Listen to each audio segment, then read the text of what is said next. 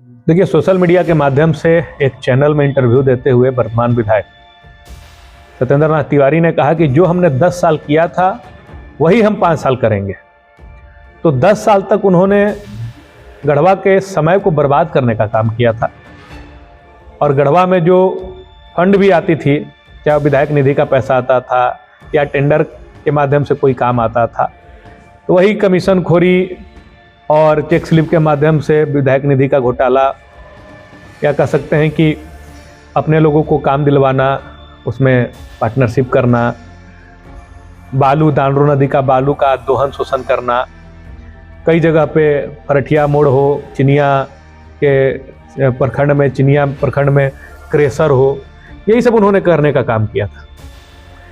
लेकिन मेरा आग्रह है गढ़वा की जनता से कि ये जो 5 साल, जहां अभी से ही लोग अफसोस कर रहे हैं कि हमने सिर्फ विधायक नहीं, एक मंत्री खो दिया। आज अगर मिथिलेश कुमार ठाकुर जी यहाँ के विधायक होते तो मंत्री होते, हमने मंत्री खो दिया। और गढ़वा में जो विगत 5 सालों में काम हुए थे कोरोना काल के बावजूद भी, अगले 5 साल में गढ़वा 30-35 साल और आगे जाता। तो अभी जो योजनाएं उनके समय में पूर्व मंत्री मिथिलेश कुमार ठाकुर जी के कार्यकाल में पास हुई थी, चाहे वो गढ़वा के संखा से रेहला रोड होते हुए मझियाव मोड़ तक 4 लेन सड़क का निर्माण कार्य शुरू हो चुका है। रंका मोड़ से कचहरी रोड होते हुए लगमा तक इस सड़क को भी 4 लेन करने का काम शुरू होने वाला है। डेंटल कॉलेज से पूर्व मध्या होते हुए और नवोदय विद्यालय तक पीडब्ल्यूडी की चौड़ी सड़क बनने जा रही है। इसके साथ साथ कृषि महाविद्यालय जो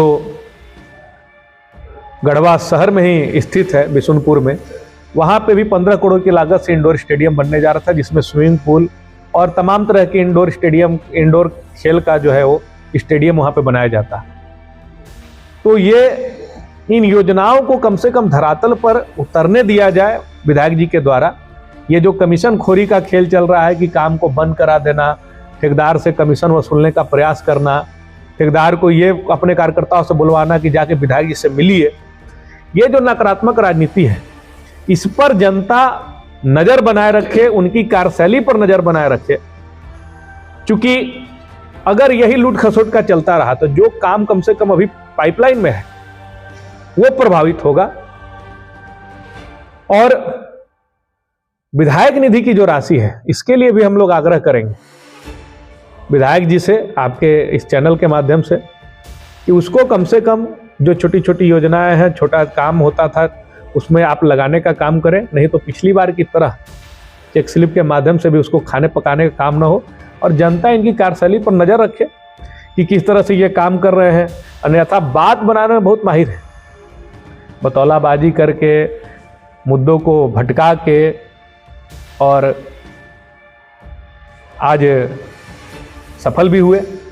झारखंड मुक्ति मोर्चा भी अपनी हार की समीक्षा कर रही है कि जरूर कहीं ना कहीं हमारे कार्यशैली में, हमारी नीति में, हमारे जो कार्यक्रम तय होते थे उसमें कहीं ना कहीं चूक हुई। कितना काम करने के बावजूद भी हम लोग चुनाव हारे हैं। और इसके बाद हम लोग पुनः संगठन को सुदृढ़ करके जनता के बीच जाने का काम करेंगे, पुनः जनता को विश्वास में लेने का काम करेंगे, जनता की आवाज को बुलंदी से सड़क पर उठाने का काम करेंगे और एक मुख्य सकारात्मक विपक्ष की भूमिका को निभाने के लिए हम लोग तैयार हैं। हम आग्रह करेंगे यहाँ की जनता से कि चीजों को पूर्वाग्रह से ग्रसित न होकर, बल्कि चीजों को जो प्रत्यक्ष रूप में चल रहा है उस पर नजर बनाए रखें। और किसकी मंशा क्या है, अभी भी तरह तरह की अफवाहें हैं, तरह तरह की चीजों को उड़ेला जा रहा है। जैसे प्रधानमंत्री जी नेहरू जी को जिम्मेदार बताते हैं, वैसे ही गढ़वा में अपना जिम्मेदारी का निर्वहन करना छोड़कर, और अभी भी जो चुनाव हार गया प्रत्याशी, जो यहाँ पूर्व मंत्री जी चुनाव हार गए, उनके बारे में, उनके भाई के बारे में अनर्गल बयानबाजी करने वाले लोगों से सावधान रहने की जरूरत है।